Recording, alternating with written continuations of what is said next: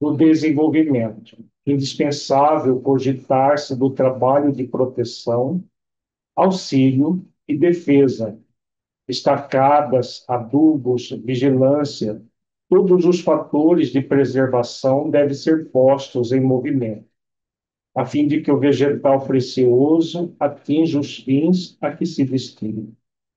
A conquista da crença edificante não é serviço de menor esforço. A maioria das pessoas admite que a fé constitua a milagrosa auréola doada a alguns espíritos privilegiados pelo favor divino. Isso, contudo, é o equívoco de lamentáveis consequências. A sublime virtude é a construção do mundo interior, em cujo desdobramento cada aprendiz funciona como orientador, engenheiro e operário de si mesmo. Não se faz possível a realização quando excessivas ansiedades terrestres, de parceria com enganos e ambições inferiores, torturam o campo íntimo à maneira de vermes e malfeitores atacando a alma. A lição do Evangelho é sempre viva. O coração humano é receptivo tanto quanto a terra. É imprescindível tratar a planta divina com desvelada ternura, instinto enérgico de defesa. Há muitos perigos sutis contra ela, quais sejam os tóxicos dos maus livros, as opiniões ociosas, as discussões excitantes, o hábito de analisar os outros antes do autoexame. Ninguém pode, pois, em sã consciência, transferir de modo integral a vibração da fé ao espírito alheio, porque realmente isso é tarefa que compete a cada um. Vamos elevar os nossos pensamentos a Jesus, rogar a Ele que nos abençoe a todos. Mestre amigo, abençoe-nos, Senhor, e mais este estudo que ora estamos iniciando. Ampara-nos, Senhor, para que possamos refletir, trazendo para o contexto das nossas próprias vidas as lições que estamos aprendendo nesta hora. Que possamos refletir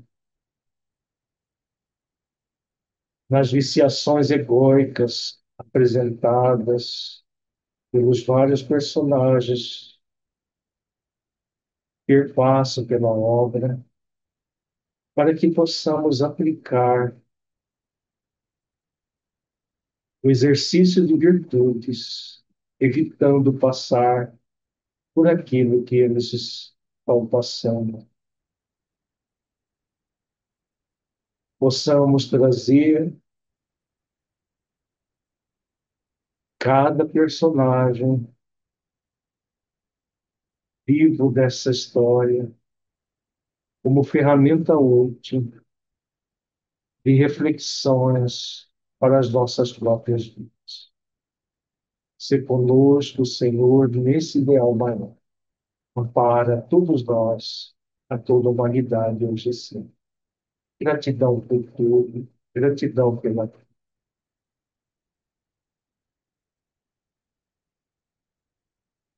Vamos fazer primeiramente a nossa recordação do encontro 15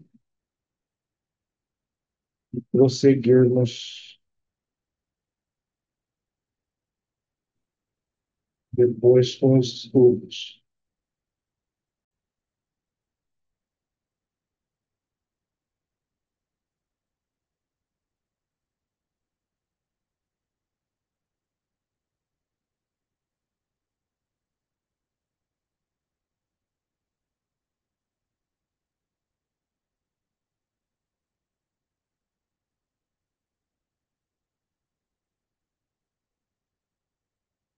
Revisão do encontro 15, no capítulo 27, nós estudamos o finalzinho do capítulo que ficou faltando, o trabalho, enfim. e André Luiz dá a notícia de um pavilhão onde haviam os espíritos chamados de semi-mortos. Então, o que caracteriza esse fato deles serem denominados de semi-mortos? Vejamos aqui, vejamos alguns dos infelizes semi-mortos. Narcisa, a servidora, acompanhava-nos solista. Abriu-se a porta e quase cambaleei ante a surpresa angustiosa. 32 homens de semblante patibular permaneciam inertes em leitos muito baixos, evidenciando apenas leves movimentos de respiração. Fazendo gesto significativo com o indicador, Tobias esclareceu. Estes sofredores padecem um sono mais pesado que outros de nós, irmãos ignorantes. Chamamos-lhes crentes negativos. Ao invés de aceitarem o Senhor, eram vassalos intransigentes do egoísmo. Ao invés de crerem na vida, no movimento, no trabalho, admitiam somente o nada, a imobilidade e a vitória do bem. Converteram a experiência humana em constante preparação para um grande sono. E como não tinham qualquer ideia do bem a serviço da coletividade, não há outro recurso senão dormirem longos anos em pesadelos sinistros. Então, esse esclarecimento de Tobias, né? Quem são esses espíritos? São espíritos que acreditavam no nada, no niilismo, ateus, não aceitavam a ideia de que nós somos espíritos imortais, por isso essa denominação de crentes negativos, em vez de crerem na vida, agiam de forma egoísta, egocêntrica, e ou admitiam somente o nada, a imobilidade e a vitória do crime. Viveram de forma egoísta, egocêntrica, simplesmente para obter prazer com recursos ilícitos e, como acreditavam que morria, tudo acabava, estão dormindo, acreditando que estão mortos, né? Por isso mortos-vivos. E só que eles continuam vivos na, no mundo espiritual, dormindo, tendo pesadelos sinistros. Normalmente, esses pesadelos repassando situações de crimes cometidos, de principalmente afronta à lei de amor. No livro Os Mensageiros, que nós vamos, o segundo livro da coleção, que nós vamos estudar, tem um momento que André Luiz ausculta uma mulher que estava nessa condição de morta-viva, e ela estava rememorando um crime que ela tinha cometido. E André Luiz capta isso. Então, comumente, esses pesadelos são as afrontas que eles praticaram contra a lei de amor, que eles ficam repetindo incessantemente na mente e gerando esses sonhos que, na verdade, são pesadelos recorrentes e situações vividas no passado recente. Não consegui externar meu espanto. Muito cuidadoso, Tobias começou a aplicar passos de fortalecimento sob meus olhos atônitos. Fim da operação, nos dois primeiros, começaram ambos a expelir negra substância pela boca, espécie de vômito escuro e viscoso, com terríveis emanações cadavéricas. Então, a partir do passe, o passe magnético, eles estavam expelindo substâncias pela boca, com esse cheiro de cadáver, porque são espíritos que morrem, mas não desencarnam. porque a desencarnação é um processo psíquico espiritual. Já a morte é biológica. Terminada a vida do corpo, a morte acontece. Muito provavelmente os corpos desses espíritos já não existiam mais.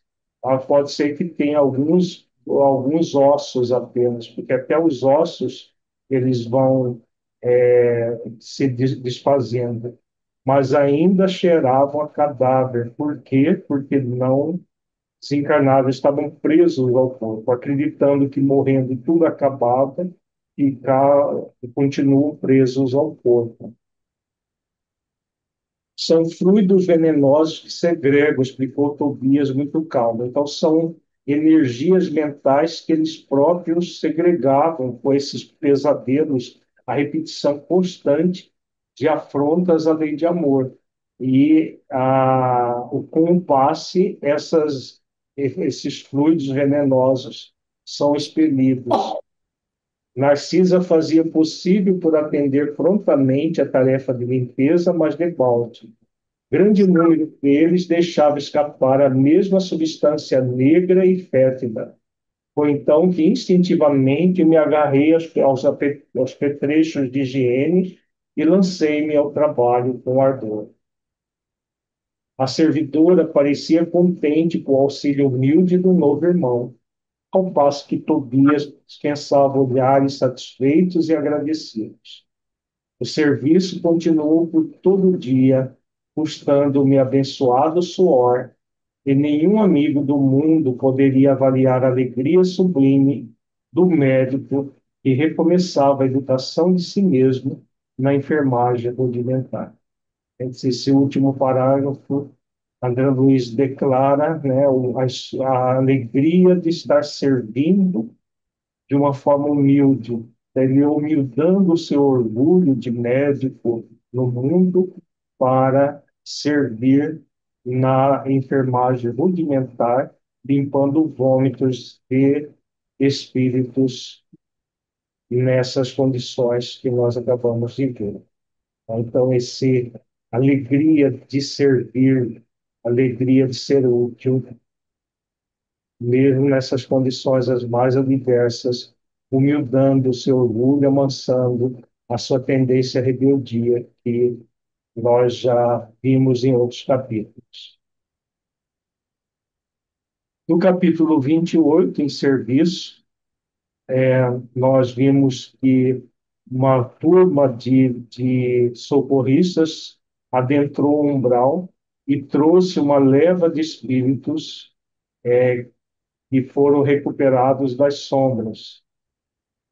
E necessitava de muitas providências para a recepção desses espíritos que tinham sido subtraídos do umbral. E descortinou-se campo enorme de providências. Enquanto 5 servidores operavam em companhia de Narcisa, preparando roupa adequada e petrechos de enfermagem, eu e Tobias movíamos pesado material no pavilhão 7 e na câmara 33. Não poderia explicar o que se passava comigo. Apesar da fadiga dos braços, experimentava júbilo inexcedível no coração. A mesma alegria citada no slide anterior, né? A alegria de servir na, na recuperação de si mesmo, né? Na reparação dos erros do passado. Na oficina, onde a maioria procura o trabalho, entendendo-lhe o sublime valor, servir constitui alegria suprema. Não pensava francamente na compensação dos bônus horas, nas recompensas imediatas que me pudesse advir do esforço. Contudo, minha satisfação era profunda, reconhecendo que poderia comparecer feliz e honrado perante minha mãe e os benfeitores que havia encontrado no ministério do auxílio. Então, a alegria do serviço, né, do servir, que André Luiz se refere aqui.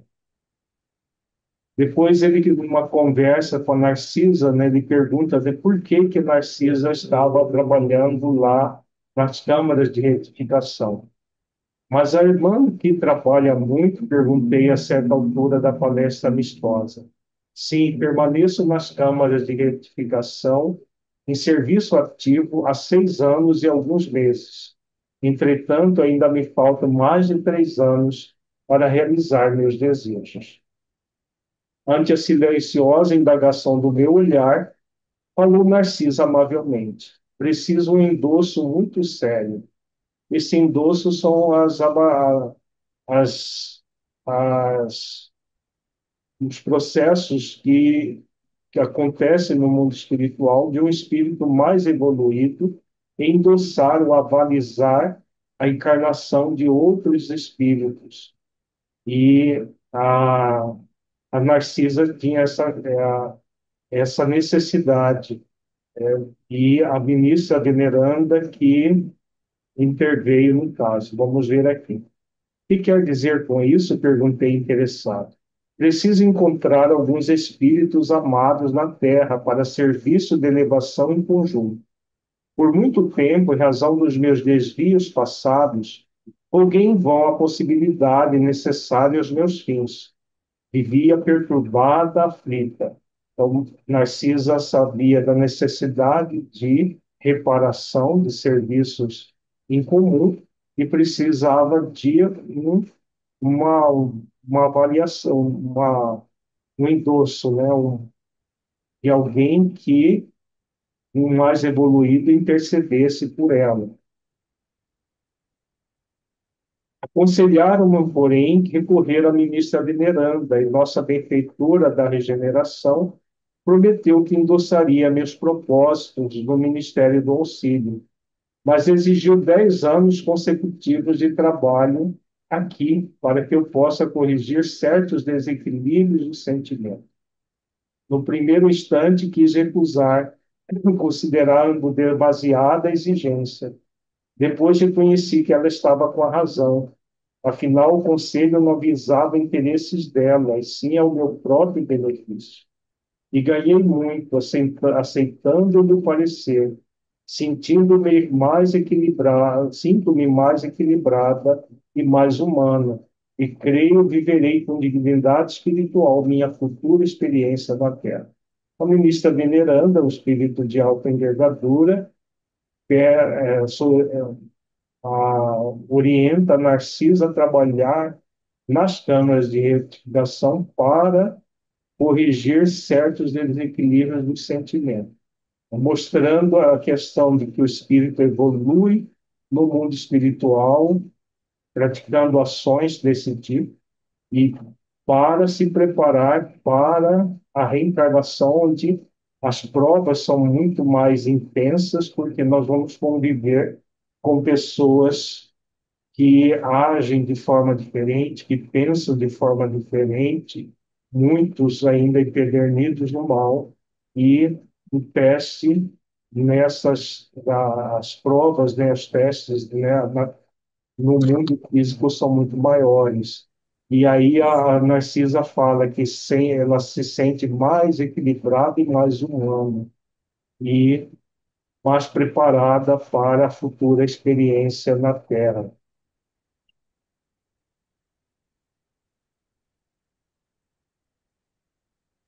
Como nós paramos aqui,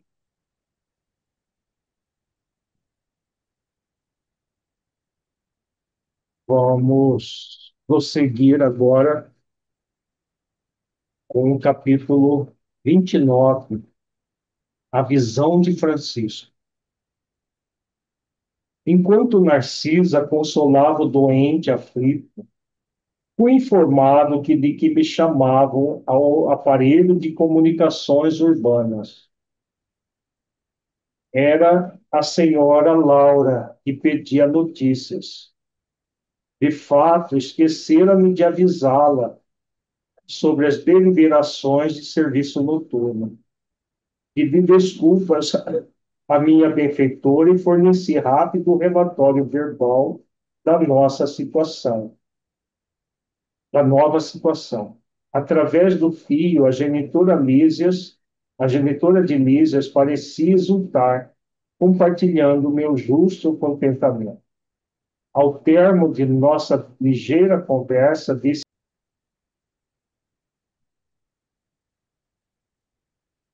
vamos continuar, então.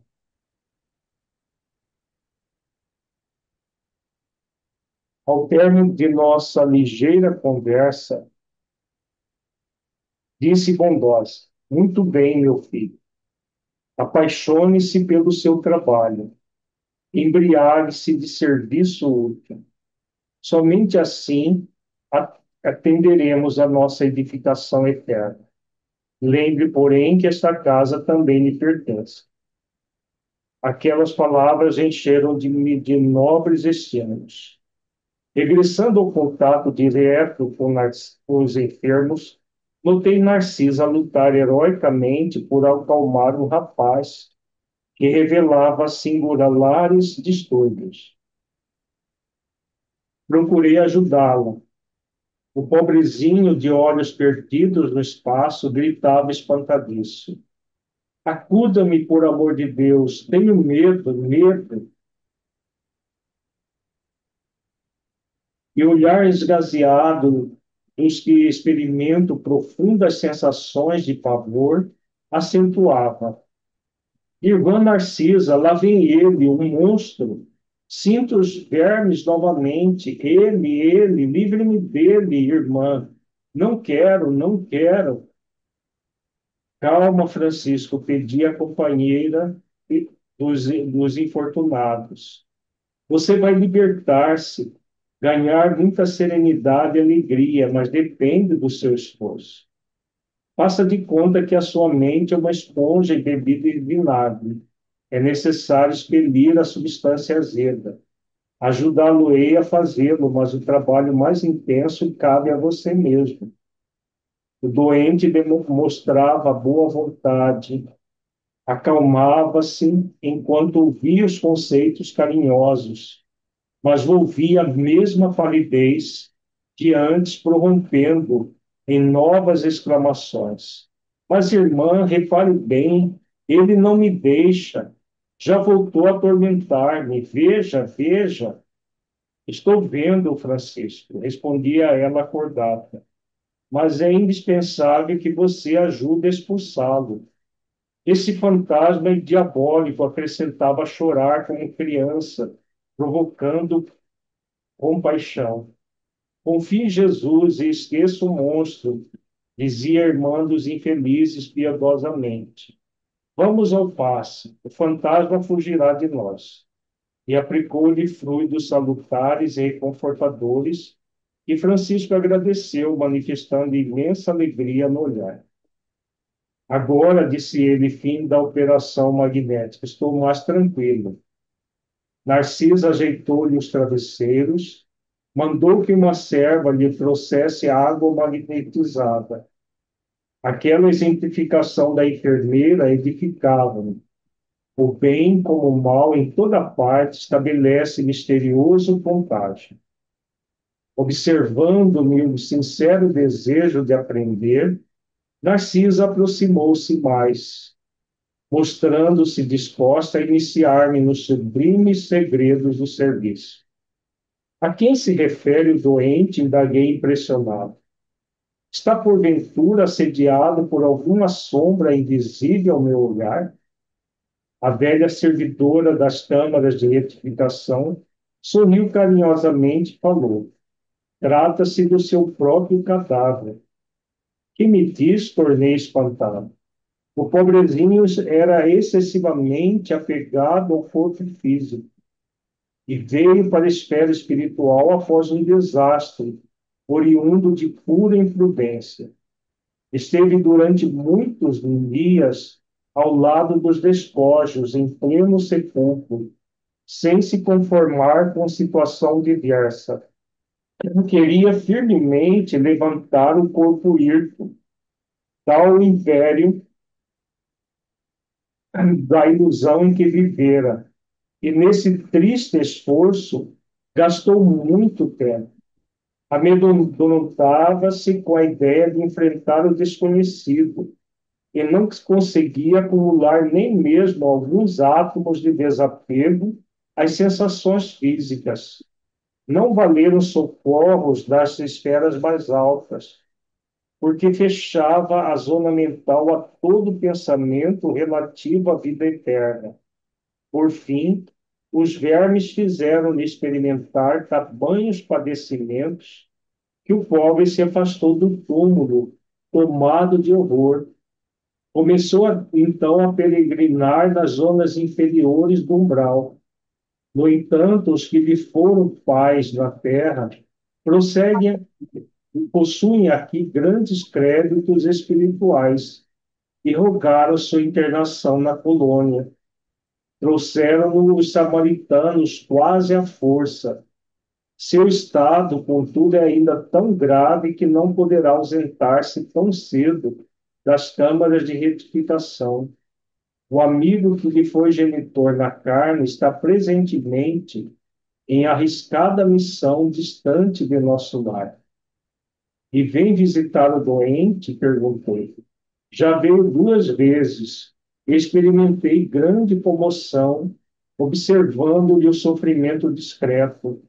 Tamanha a perturbação do rapaz, que não reconheceu o pai generoso e dedicado. Gritava aflito, mostrando a demência dolorosa. O genitor que veio vê-lo em companhia do ministro Pádua, do Ministério da Comunicação, pareceu muito superior à condição humana, enquanto se encontrava com o nobre amigo que obtivera a hospitalidade para o filho infeliz. Demoraram-se bastante comentando a situação espiritual dos recém-chegados dos círculos carnais.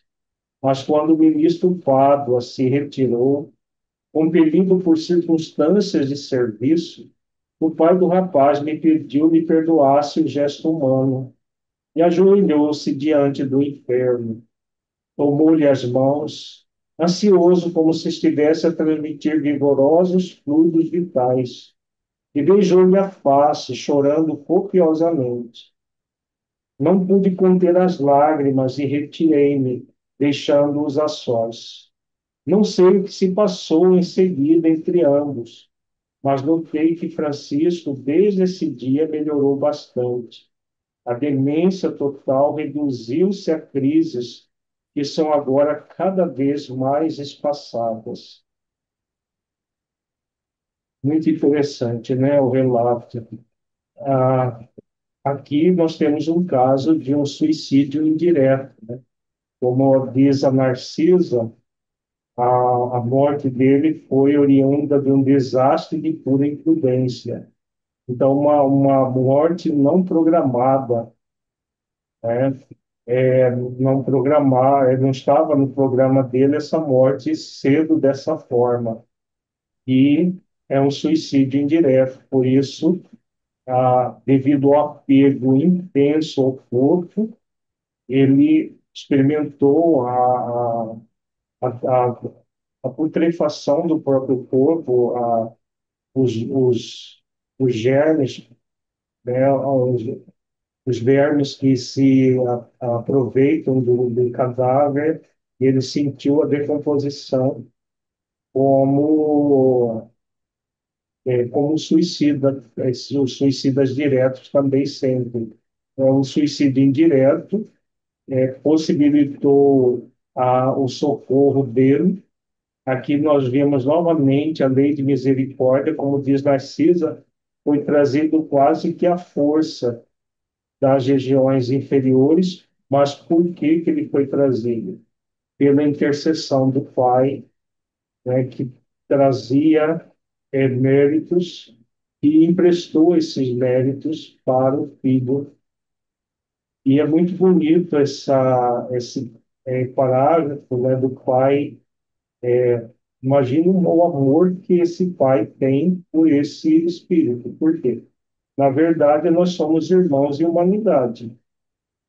Ele esteve pai, né, desse rapaz, o rapaz esteve como filho, nós somos irmãos em humanidade. Mas a paternidade, assim como a maternidade, né, nós vemos a mãe de André Luiz com ele também, ela é um exercício de amor que muitas vezes ela transcende, né? Quando há um amor profundo, transcende a vida no corpo. E aquele espírito que teve o papel de pai continua fazendo o papel de pai do outro espírito imortal, que na verdade é um irmão em humanidade, porque todos nós, na verdade, somos filhos de Deus e somos irmãos em humanidade. Mas a força do amor é tão grande que esse, esse espírito continua se sentindo pai do rapaz e oferecendo todo o amor a ponto de mudar a forma, como diz a Narcisa, né, saiu da demência total, reduziu as crises e são agora cada vez mais espaçadas. Ele vivia nesse pesadelo vendo o corpo como um monstro, exatamente por causa de ter experimentado a, a putrefação do próprio corpo, né? Com com todas as questões biológicas repercutindo no espírito, por meio do perispírito. Então, o corpo dele era visto como um monstro. E essa dedicação do pai é digna de destaque aqui nesse capítulo também. Como tudo isso comove, exclamei sob forte impressão. Entretanto, como pode a imagem do cadáver persegui-lo? A visão de Francisco esclareceu a velhinha atenciosa. É o pesadelo de muitos espíritos depois da morte carnal. Apegam-se demasiadamente ao corpo, não enxergam outra coisa, nem vivem senão dele e para ele, voltando-lhe voltando-lhe verdadeiro culto. E vindo o sopro renovador, não o abandonam, repelem quaisquer ideias de espiritualidade e lutam desesperadamente pelo conservar. Surgem, no entanto, os vermes vorazes e os expulsam. A essa altura, horrorizam-se do corpo e adotam nova atitude extremista. A visão do cadáver, porém, como forte criação mental deles mesmos, atormenta-os no imo da alma. Sobrevêm perturbações e crises mais ou menos longas, e muitos sofrem até a eliminação integral do seu fantasma. Notando minha comoção, Narcisa acrescentou: graças ao Pai, venho aproveitando bastante nestes últimos anos de serviço. Ah, como é profundo o sono espiritual da maioria de nossos irmãos da carne. Isso, porém, Hã? isso, porém, deve preocupar-nos, mas não deve ferir-nos. A crisálida cola-se a matéria inerte, mas a borboleta alçará o voo. A semente é quase imperceptível, e, no entanto, o carvalho será um gigante. A flor morta volve à terra, mas o perfume vive no céu. Todo embrião de vida parece dormir. Não devemos esquecer essas lições. Narcisa calou-se, sem que me atrevesse a interromper-lhe o silêncio. Então, aqui a razão, né, principal do Francisco ver o culto dele como um monstro. O apego demasiado ao corpo. Não enxergo outra coisa, nem vive senão dele e para ele, voltando-lhe verdadeiro culto. Se isso acontecia na primeira metade do século passado, imagina hoje, né? Hoje é mais intenso ainda o culto ao corpo. A, as pessoas vivem em função do corpo, como se o corpo fosse aquilo que o principal, ou fosse o único, na verdade, né? não aceitam a vida espiritual, são muita gente, grande maioria das pessoas são nihilistas, e se não são nihilistas no nível do saber, são nihilistas no nível do sentir, porque muitas vezes sabem que existe o espírito imortal, mas vivem como se não fossem imortais, né? Que fossem cuidar do corpo é uma coisa, o viver para o corpo é outra, bem diferente. Então, aí, quando acontece a morte, o que ocorre, devido a esse apego ao corpo, o espírito fica colado ao próprio corpo, né, permanece vinculado ao corpo, sem experimentando todos os processos biológicos da decomposição. Morre, mas não desencarna. Morrer é muito fácil. Basta cessar a vida por algum, seja de uma forma violenta, como um acidente ou uma, uma situação de suicídio direto ou indireto, seja por uma doença, seja por situações várias. Morrer é biológico e fácil de ocorrer, basta que aconteça alguma coisa com o corpo. Agora, já desencarnar é bastante trabalhoso, porque requer exercício de virtudes. O espírito que não exercitou as virtudes, que não fez esforços para se espiritualizar, a morte tem essa característica. Como a Narcisa está dizendo aqui, a visão do cadáver, porém, como forte criação mental deles mesmos, atormenta-os no imo da alma. Sobrevêm perturbações e crises mais ou menos longas, e muitos sofrem até a eliminação integral do seu fantasma. E esse desabafo da Narcisa é bem interessante, né, para todos nós. Como é profundo o sono espiritual da maioria de nossos irmãos da carne. Serve de advertência para todos nós, para que nós despertemos. O grande objetivo da coleção de, dessa série da vida no mundo espiritual de André Luiz é para que nós despertemos desse sono espiritual.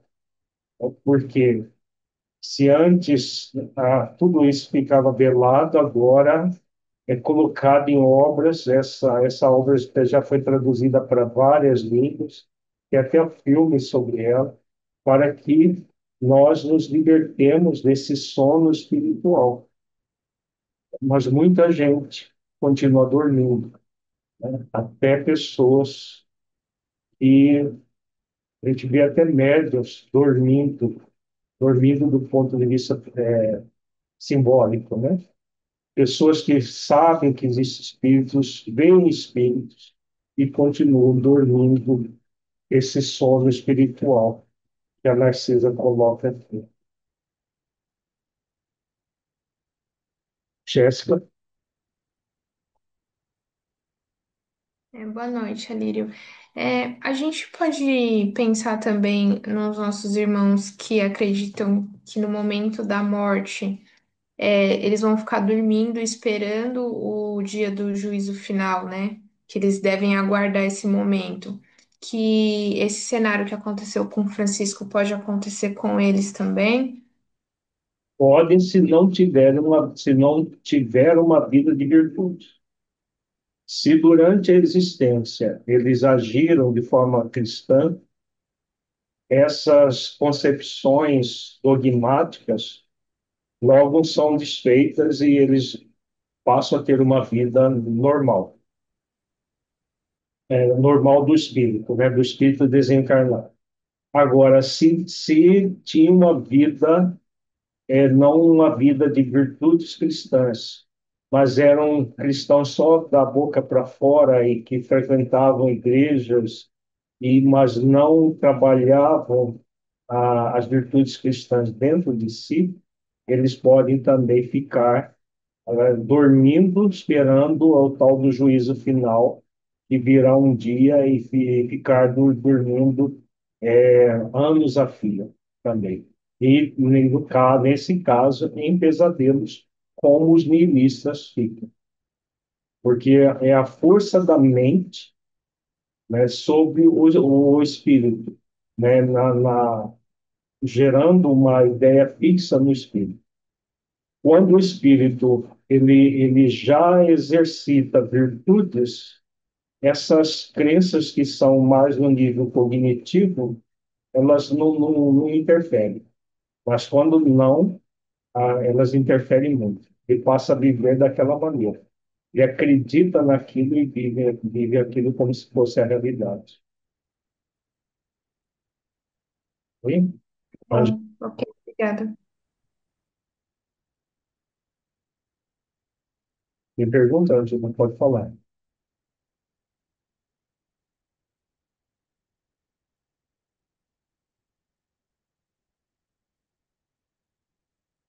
Seu áudio está desligado.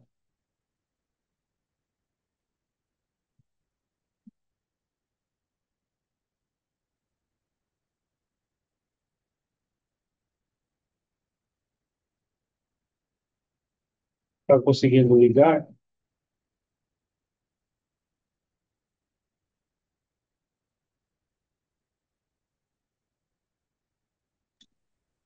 Agora sim, desculpa. Boa noite. Ou não? Boa noite a todos. Senhora Lira, eu não entendi aqui. A visão do cadáver, né, que incomoda, a criação mental de que ele está vendo aquele corpo, né, em decomposição, e depois muitos sofrem até a eliminação integral do seu fantasma. Mas essa eliminação vai ser depois que ele tiver consciência do seu estado atual? É, A eliminação desse fantasma que ele vê, ele vai ter que ter a consciência, o até, amparo, até aí que que ele elimina. sim, porque ele fica meio dementado. Veja que ela fala aqui, ó.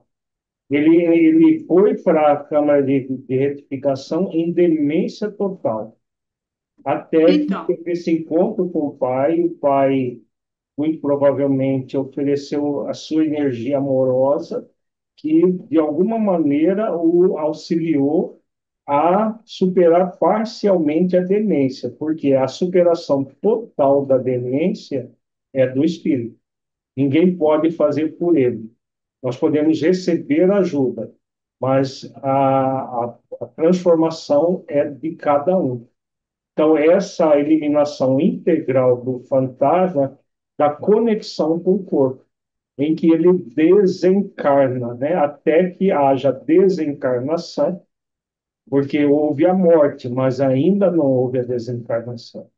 Essa desencarnação pode se prolongar indefinidamente, igual aqueles outros que estavam expelindo os fluidos venenosos pela boca. Houve a morte deles, mas não houve a desencarnação, por isso que eles cheiravam a cadáver. Isso, às vezes, dezenas de anos depois da morte do corpo físico, entendeu? mas a criação mental dele não atrapalha essa eliminação, essa aceitação desse fantasma? Mas exatamente, vai chegar um momento que eles vão deixar de criar isso aí. Cada um, Ele mesmo, pelo ele amparo e mesmo. consciência. Sim, ele mesmo vai se desapegar. O próprio sofrimento Ah, tá. gera isso, né? Uma vontade de se libertar. Veja Ah, que isso. a Narcisa fala que ele ficou lá no junto do cadáver tentando reanimar o cadáver, até que começou a putrefação. Quando começou a putrefação, aquele desespero da putrefação, ele saiu desesperado com o horror do próprio cadáver. E o cadáver passou a ser o fantasma dele, passou um monstro. Ele estava tão apegado ao ponto de ficar tentando reanimar o cadáver passou a ser um monstro. Por quê? Porque viveu esse apego. Até que haja o desprendimento é o próprio espírito que vai fazer, porque foi ele que criou o problema. Ajuda pode acontecer, por exemplo, o passe que a Narcisa deu acalmou. A, o amor do pai, de alguma maneira, auxiliou. Toda ajuda que vem de fora está em sintonia com a lei de misericórdia, que diminui as nossas dores, mas não impedem as nossas dores de acontecer. Porque é pela dor que o espírito vai aprender, no caso aqui, a se desprender-se do corpo, desse corpo e de futuros corpos que terá na sua vida como espírito imortal em evolução. Entendeu? Entendido que a criação mental seria um obstáculo definitivo, não haveria condições de amenizar a situação. Amenizar tem, que vamos ver a Narcisa amenizando, É, o pai amenizando. Amenizar sim, mas não impedir. Porque a lei de misericórdia não vai anular a lei de causa e efeito, nem a lei de justiça, porque é justo que o espírito receba aquilo que ele plantou. Então, cada um de nós recebe aquilo que deu para a vida. A lei de misericórdia, ela suaviza, ela ameniza, ela não impede. Porque se ela anulasse a lei de causa e efeito, a pessoa não aprende, continuaria agindo. Numa nova encarnação desse Francisco, ele teria o mesmo apego ao corpo que teve nessa. O objetivo é sempre para que o espírito aprenda. A lei de causa e efeito não é uma lei punitiva, é uma lei educativa. Então, você pode se educar amorosamente ou dolorosamente. Vai depender de cada espírito, da escolha de cada espírito. E a libertação total da dor é individual e intransferível. Ninguém pode fazer por nós, só nós mesmos. Ok? ok, muito obrigada. Diga.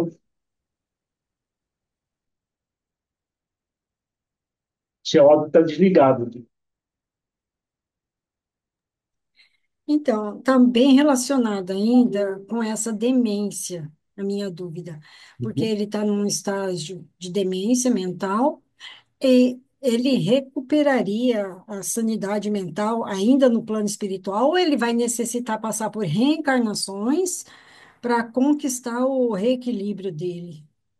Pelo que está descrito aqui, provavelmente vai acontecer ainda desencarnado, pelo que está aqui. Ah, desencarnado. Né? Porque é um espírito que o suicídio dele foi indireto.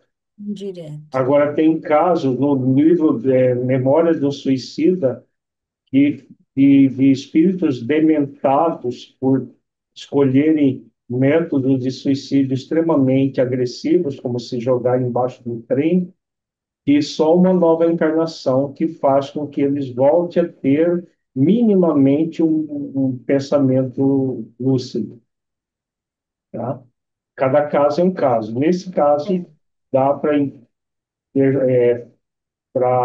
inferir que provavelmente, ainda desencarnado, ele consiga, pela melhoria que ele já conseguiu. Tá certo. Ok? Obrigada. Ok. Vamos para o capítulo 30, herança e eutanásia. Essas câmaras de retificação devem ser assim, para estudo sobre a morte, a vida, né? Sobre tudo, deve ser muito interessante. Herança e eutanásia. Ainda não voltara a mim da profunda surpresa quando o Salúcio se aproximou informando a Narcisa. Nossa irmã Paulina deseja ver o pai enfermo no pavilhão 5. Antes de atender, julguei razoável consultá-la, porque o doente continua em crise muito aguda. Mostrando gestos de bondade que lhe eram característicos, Narcisa acentuou: mande-a entrar sem demora.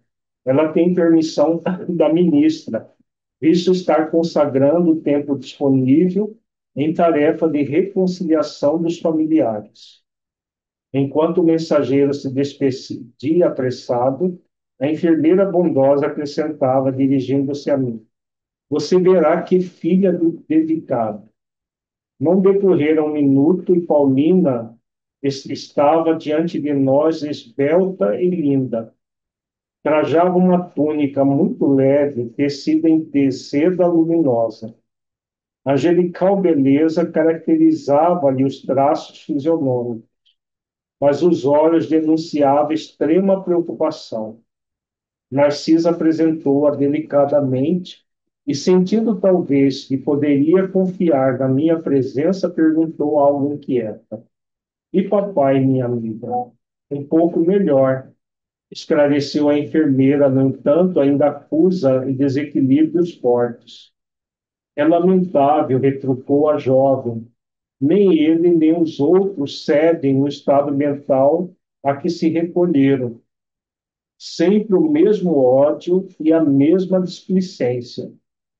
Narcisa nos convidou a acompanhá-la e, minutos após, tinha diante de mim um velho de fisionomia desagradável, olhar duro, cabeleira desgrenhada, rugas profundas, lábios retraídos. Inspirava mais piedade que simpatia. Procurei, contudo, vencer as vibrações inferiores que me dominaram, a fim de observar acima do sofredor o irmão espiritual. Desapareceu a impressão de repugnância, aclarando-se os raciocínios. Apliquei a lição a mim mesmo. Como teria chegado, por minha vez, ao Ministério do Auxílio, deveria ser horrível meu semblante de desesperado. Quando examinamos a desventura de alguém, lembrando as próprias deficiências, há sempre asilo para o amor fraterno no coração. Olha que interessante esse parágrafo, né? O exercício de compaixão que o André Luiz fez, porque quando ele olha o velho pai que foi pai dessa moça, ele sente uma repulsa. Mas quando ele faz a comparação, quando eu cheguei no Ministério do Auxílio, ele muito provavelmente chegou da mesma maneira, todo desgrenhado, todo com as roupas em frangalhos, semelhante ao filho pródigo quando volta para a casa do pai, né? E aí, quando ele faz essa reflexão, ele consegue exercitar a compaixão. É um excelente exercício para todos nós. Como que nós podemos exercitar a compaixão a alguém? Sempre quando nós nos colocamos no lugar desse outro alguém, e como ele diz aqui, acima do sofredor, ver o irmão espiritual, né? A essência, o ser essencial que o outro é, a essência divina que o outro é, para que quando nós fazemos isso, nós nos solidarizamos, nós nos conectamos com o outro em espírito e verdade. O velho enfermo não teve uma palavra de ternura para a filha que o saudou carinhosa. Por meio do olhar que evidenciava aspereza e revolta, semelhava-se uma fera humana enjaulada. Papai, o senhor sente-se melhor? Perguntou com extremo carinho filial. Ai, ai, gritou o doente em voz estentórica. Não posso esquecer o infame, não posso descansar o pensamento. Ainda o vejo ao meu lado, ministrando-me o veneno mortal. Esse é um caso de eutanásia, ele foi morto. Não diga isso, papai, pediu a moça delicadamente. Lembre-se que Delberto entrou em nossa casa como filho enviado por Deus. Meu filho, gritou infeliz, nunca, nunca. É criminoso sem perdão, filho do inferno. Paulina falava agora com os olhos rasos d'água. Ouçamos, papai, a lição de Jesus que recomenda nos amemos uns aos outros. Atravessamos experiências consanguíneas da terra para adquirir o verdadeiro amor espiritual. Aliás, é indispensável reconhecer que só existe um Pai realmente eterno, que é Deus, mas o Senhor da vida nos permite a paternidade ou maternidade no mundo, a fim de aprendermos a fraternidade sem mácula. Nossos lares terrestres são cadinhos de purificação dos sentimentos, ou templos de união sublime, a caminho da solidariedade universal. Muito lutamos e padecemos até adquirir o verdadeiro título de irmão. Somos todos uma só família na criação, sob a bênção providencial de um Pai único. É aquilo que nós estávamos falando em relação ao pai do Francisco, né? Aqui é uma filha que foi filha tentando ajudar o que foi pai. Mas é aquilo que ela diz, né? Somos todos uma só família na criação, sob a bênção providencial de um Pai único. E aqui ela também diz, né? Não, o Senhor da vida nos permite a paternidade ou maternidade no mundo, a fim de aprendermos a fraternidade sem lá. Aqui, no caso, é um pai fazendo com ódio do filho adotivo. E ela o convida a refletir nessa questão da paternidade divina e que somos todos irmãos em humanidade. Ouvindo-lhe a voz muito meiga, o doente se pôs a chorar convulsivamente. Perdoa o meu verbo, papai. Procure sentir nele não o filho leviano, mas o irmão necessitado de esclarecimento. Estive em nossa casa ainda hoje, lá observando extremas perturbações. Daqui desse leito, o Senhor envolve todos os nossos em fluidos de amargura e incompreensão, e eles lhe fazem o mesmo por idêntico modo. O pensamento em vibrações sutis alcança o alvo, por mais distante que esteja. A permuta de ódio e desentendimento causa ruína e sofrimento das almas.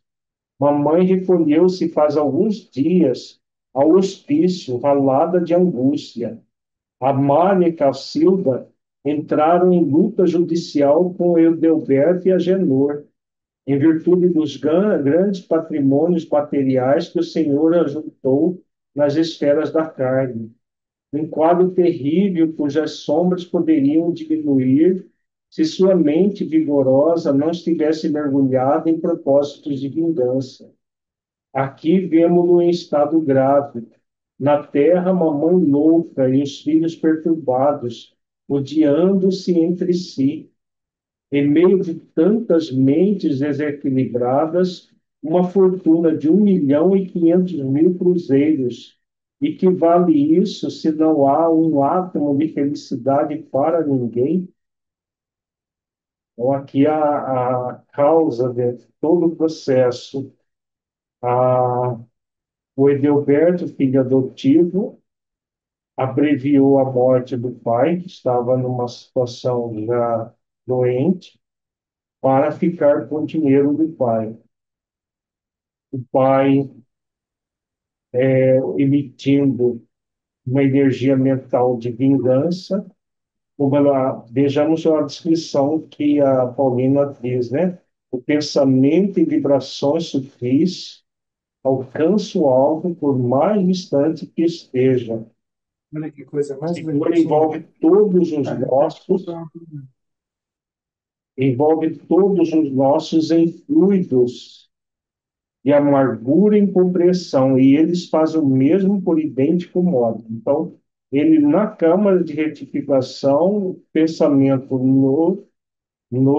de ódio, de vingança, alcançava os filhos, a própria esposa, tinha sido esposa, e eles devolviam aquela energia mental tóxica. Então, todas as vezes que nós emitimos uma energia mental tóxica em alguém, para alguém que está na mesma energia que nós, essa energia vai e volta. Se a outra pessoa estiver numa energia diferente, se tiver uma energia de amor, de oração, essa energia tóxica vai e volta, vai se impregnar na pessoa que foi alvo. Agora, se a pessoa que foi alvo, veja que ela alcança o alvo por mais distante que esteja, mas se ela estiver na mesma energia mental tóxica, vai e volta, né? E o que acontecia aqui nesse caso, levando a mãe à, à loucura e os filhos se engalfinhando por causa da fortuna que haviam herdado. Mas eu neguei enorme patrimônio, a família atalhou infeliz ancorosamente. Desejo o bem-estar de todos. Paulina não o deixou terminar, retomando a palavra. Nem sempre sabemos interpretar o que seja benefício no capítulo da riqueza transitória. Se o Senhor assegurasse o futuro dos nossos, garantindo-lhes a tranquilidade moral e o trabalho honesto, seu esforço seria de valiosa previdência. Mas às vezes, papai, costumamos amealhar o dinheiro por espírito de vaidade e ambição, querendo viver acima dos outros. Não nos lembramos disso senão nas expressões externas da vida. São raros que se preocupem em ajuntar conhecimentos nobres, qualidades de tolerância, luzes de humildade, bênçãos de compreensão. Impomos a outros nossos caprichos, afastamo-nos dos serviços do Pai, esquecemos a lapidação do nosso espírito. Ninguém nasce no planeta simplesmente para acumular moedas nos cofres ou valores nos bancos. É natural que a vida humana peça o concurso da previdência, e é justo que não prescinda da contribuição de mordomos fiéis que saibam administrar com sabedoria. Mas ninguém será mordomo do Pai com avareza e propósitos de dominação. Tal gênero de vida arruinou nossa casa. Debalde, noutro tempo, busquei levar socorro espiritual ao ambiente doméstico. Enquanto o senhor e mamãe se sacrificavam por aumentar a deles, Amália e Cacilda esqueceram o serviço útil e, como preguiçosas da banalidade social, encontraram ociosos que as desposaram, visando a vantagens financeiras. Agenor repudiou o estudo sério, entregando-se a más companhias. Edelberto conquistou o título de médico, aliando-se por completo da medicina, exercendo-a tão somente de longe em longe, à maneira do trabalhador que visita o serviço por curiosidade. Todos arruinaram belas possibilidades espirituais, distraídos pelo dinheiro fácil e apegados à ideia de herança. Então, aqui a Paulina coloca algumas verdades muito interessantes para o pai, né? Muitas vezes, eu estou trabalhando para deixar um dinheiro, deixar de herança para os filhos, para que eles vivam bem. E ela coloca: costumamos amealhar o dinheiro por espírito de vaidade e ambição. Querendo viver acima dos outros, não nos lembramos disso senão nas expressões externas da vida. Então, ele e a esposa ficaram totalmente voltados para ganhar dinheiro, provavelmente, e eu não sei quanto que seria 1.500.000 cruzeiros em reais de hoje, mas deve ser uma fortuna considerável pelo que está descrevendo aqui, né? O Brasil trocou tanto de dinheiro que a gente não tem ideia de quanto que valeria uma moeda dessa hoje em dia, mas deve ser alguns milhões e milhões de reais, no mínimo. E, e aí o que acontece? Os filhos, a Amália e Cacilda, se tornaram preguiçosas, olha o termo que ela usa, preguiçosas da banalidade social, e acabaram encontrando ociosos que as desposaram visando a vantagens financeiras.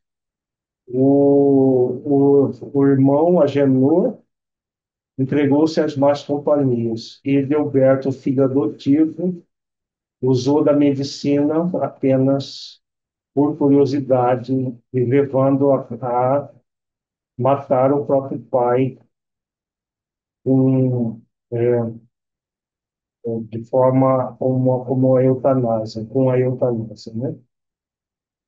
O enfermo tomou uma expressão de pavor e acrescentou: Maldito Edelberto, filho criminoso e ingrato, matou-me sem piedade, quando ainda necessitava regularizar minhas disposições testamentárias.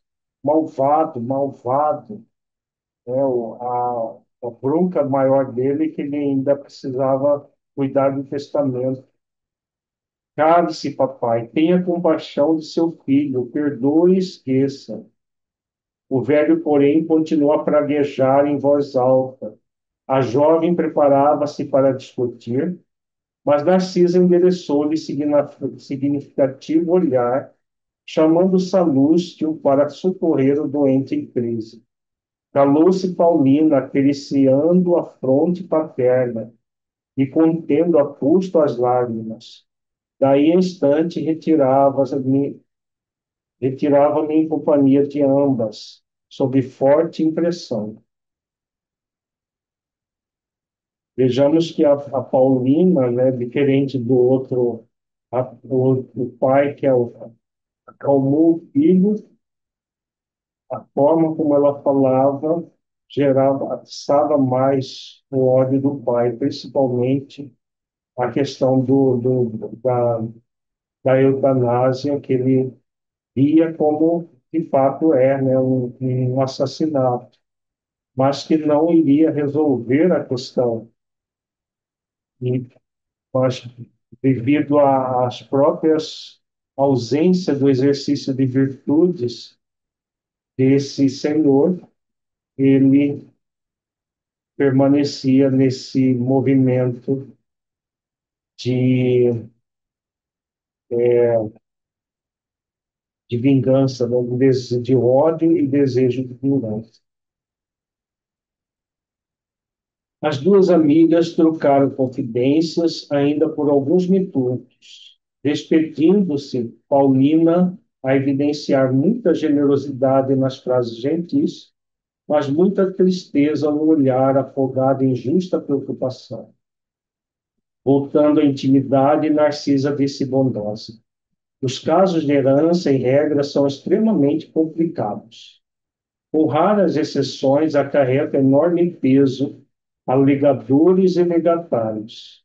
Neste caso, porém, vemos não só isso, mas também a eutanásia. A ambição de dinheiro criou em toda a família do Paulino esquisitices e desavenças. Pais avarentos possuem filhos esbanjadores. Fui à casa de nossa amiga quando o irmão, o Edelberto, médico de aparência distinta, empregou no genitor quase moribundo a chamada morte suave. Esforçamo-nos por o evitar, mas foi tudo em vão. O pobre rapaz desejava, de fato, apressar o desenlace por questões de ordem financeira. E aí temos agora a imprevidência e o resultado, o ódio e a moléstia. E com expressivos gestos, Narcisa arrematou. Deus criou seres e céus, mas nós costumamos transformar-nos em espíritos diabólicos, criando nossos infernos individuais. O resultado da eutanásia, né? E a verdade, ele quis matar mesmo o pai, porque estava com dívidas e queria já antecipar a sua parte na herança.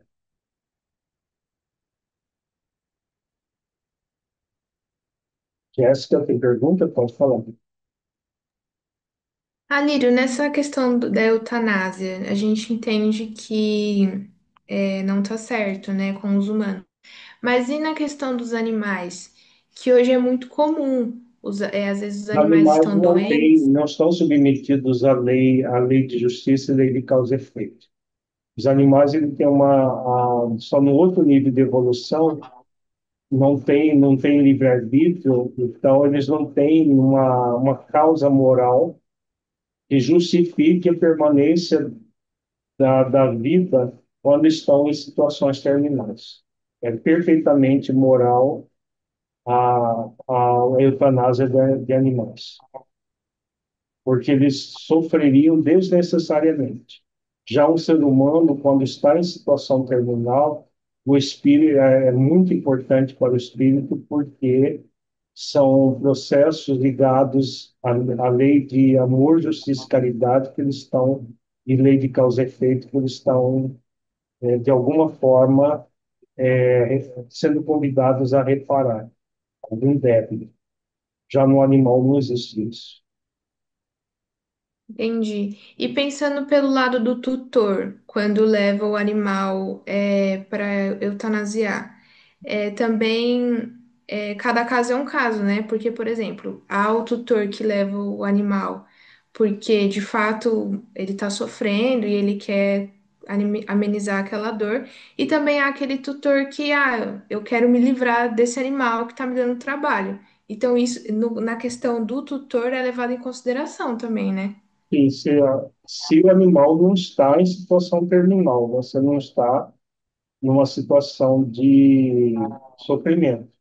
Se ele não está na verdade, é abandono, aí já não é mais eutanásia, é abandono. Do ponto de vista moral, é abandono.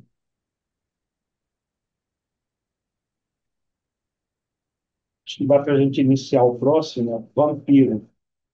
Eram 21 horas, ainda não havíamos descansado, senão em momento de palestra rápida necessária à solução de problemas espirituais. Aqui um doente pedia alívio, ali outro necessitava passos de reconforto. Quando fomos atender a 12 enfermos no pavilhão 11, escutei gritaria próxima. Fiz distintivo movimento de aproximação, mas Narcisa deteve-me atenciosa. Não prossiga, disse, localizam-se ali os desequilibrados do sexo. O quadro seria extremamente doloroso para seus olhos. Guarde essa emoção para mais tarde. Imaginemos o que deve acontecer nesse quarto, né? Os desequilibrados do sexo. Nem o André Luiz tinha condições de entrar ali. Não insisti. Entretanto, fervilhava-me o cérebro mil interrogações. Abrira-se um mundo novo à minha pesquisa intelectual. Era indispensável recordar o conselho da genitora de Lísias, a cada momento, para não me desviar da obrigação justa. Logo após as 21 horas, chegou alguém dos fundos do enorme parque. Era um homenzinho de semblante singular, evidenciando a condição de trabalhador humilde. E Narcisa recebeu com gentileza, perguntando: que há, Justino? Qual é a sua mensagem? O operário que integrava o corpo de sentinelas das câmaras de retificação respondeu aflito: venho participar que uma infeliz mulher está pedindo socorro no grande portão que dá para os campos de cultura. Creio que tenha passado despercebido aos vigilantes das primeiras linhas. E por que não atendeu? Interrogou a enfermeira. O servidor fez um gesto de escrúpulo e explicou: segundo as ordens que nos regem, não pude fazê-lo, porque a pobrezinha está rodeada de pontos negros. Que me diz? Revidou Narcisa assustada. Sim, senhora. Então o caso é muito grave. Curioso, seguia a enfermeira através do campo, enluarado. A distância não era pequena. Lado a lado, via-se o arvoredo tranquilo do parque muito extenso, agitado pelo vento taricioso. Havíamos percorrido mais de 1 quilômetro quando atingimos a grande cancela que se referira o trabalhador. Deparou-se-nos então a miserável figura da mulher que implorava socorro do outro lado. Nada vi senão o vulto da infeliz, coberta de andrajos, rosto horrendo e pernas e chagas vivas. Mas Narcisa parecia divisar outros detalhes imperceptíveis ao meu olhar, dado o assombro que estampou na fisionomia ordinariamente calma. Filhos de Deus, bradou a mendiga ao avistar-nos. Dai-me abrigo, alma cansada. Onde está o paraíso dos eleitos para que eu possa fruir a paz desejada? Aquela voz lamuriosa sensibilizava-me o coração.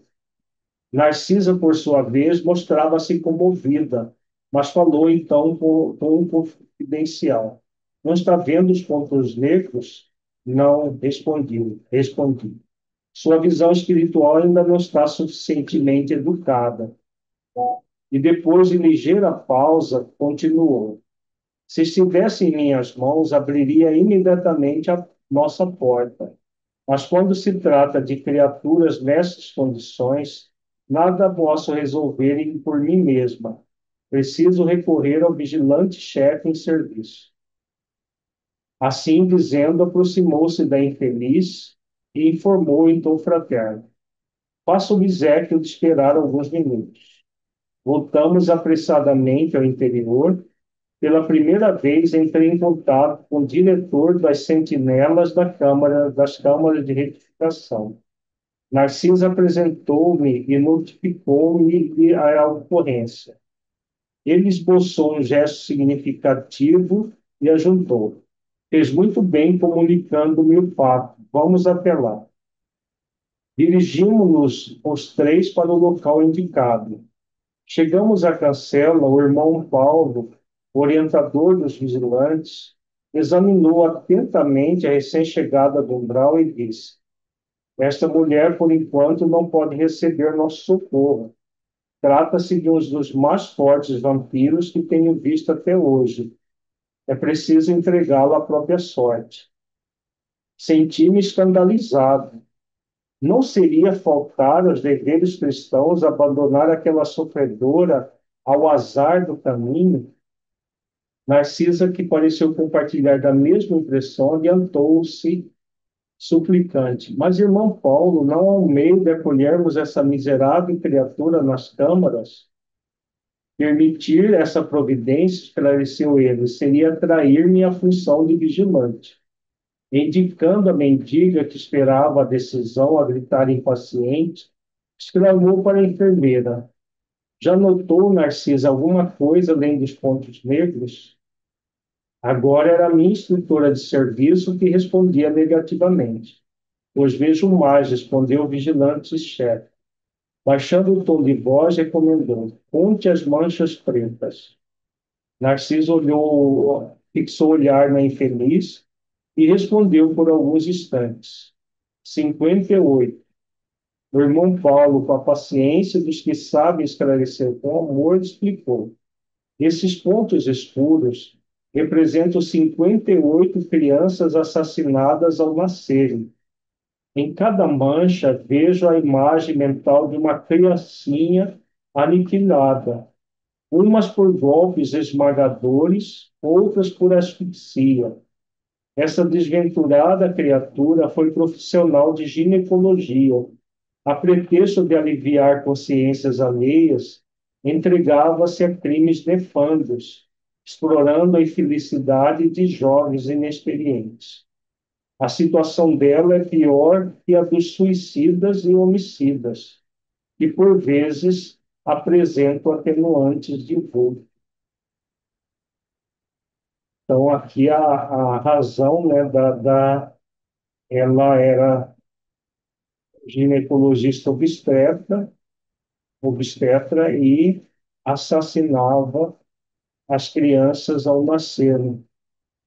Na época que as mães solteiras sofriam muito preconceito, né? Está se falando do início do século passado. E havia muito preconceito pela gravidez. Hoje, você aborta, assim, com mais facilidade. Nessa época, o aborto era mais problemático. Então, matava-se a criança no nascimento. Era esse método que muitos usavam. Como ela diz aqui, entregava-se a crimes nefando, explorando a infelicidade de jovens inexperientes. 58 crianças assassinadas.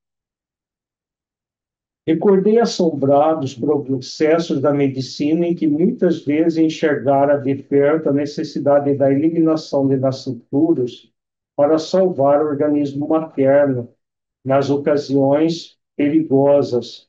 Mas lendo meu pensamento, o irmão Paulo acrescentou: não falo aqui de providências legítimas que constituem aspecto das provações redentoras. Refiro-me ao crime de assassinar os que começam a trajetória na experiência terrestre com direito sublime da vida. O Nilson, tem pergunta? Pode falar. Ô, Alírio, boa noite a todos, né? Eu fiquei assim, a situação dela é pior do que a dos suicidas e homicidas. Porque ele está falando dos suicidas e homicidas que tem atenuantes. Ah, sim, entendi. Porque o homicida, ele mata uma pessoa que tem como condições de se defender. Um recém-nascido não tem condição nenhuma de se defender, né? Então, ela estrangulava, ou ela estrangulava, ou ela esmagava o recém-nascido. Daí era de uma forma muito cruel que ela matava, né? Porque ela, como médica, poderia injetar alguma substância, uma morte menos agressiva. Ela estrangulava a criança ou então ela esmagava por golpes, veja, golpes esmagadores e outras por asfixia. Ela estrangulava. Imagina um bebê recém-nascido sendo morto dessa maneira. Claro que pela lei de justiça, não eram espíritos que não tinham nada a ver com a questão, né? Tinham na conta da vida deles, senão Deus não permitiria. Mas quem a pratica está cometendo um crime perante a lei de amor.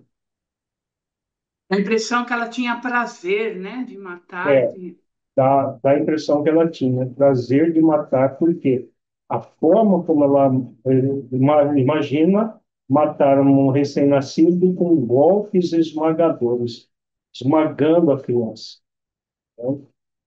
Então, parece que ela tinha realmente o prazer de matar as crianças.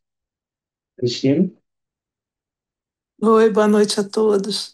Alírio, lógico que são crimes nefandos que eles estão falando aí em relação a esse espírito, né, que pede ajuda. Mas eu acho que o problema maior dela aí não é, logicamente, que todas as dívidas e os erros que são feitos no passado, se a pessoa tem um arrependimento Uhum. sincero, isso é um começo, isso aí não vai ser o problema, mas eu acho que o problema maior desse espírito vai ser esse não arrependimento. E ela não estava arrependida. Ela estava querendo Exatamente, entrar lá para tumultuar, para tumultuar. Então, porque é isso ainda ela que estava voltada ao mal. é. Porque aí era nítido que aquilo ali, que ela iria tumultuar o ambiente e trazer muitos problemas ali, porque o arrependimento dela não estava sincero. Então, acho que o fato dos crimes que ela cometeu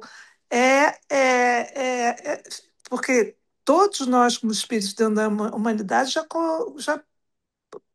podemos ter cometido crimes nefandos como esses ou até piores, mas o processo todo de ajuda é exatamente pelo arrependimento que o espírito vai ter. Verdade, porque quando ela não é atendida, ela sai blasfemando, né? Ela sai xingando todo mundo.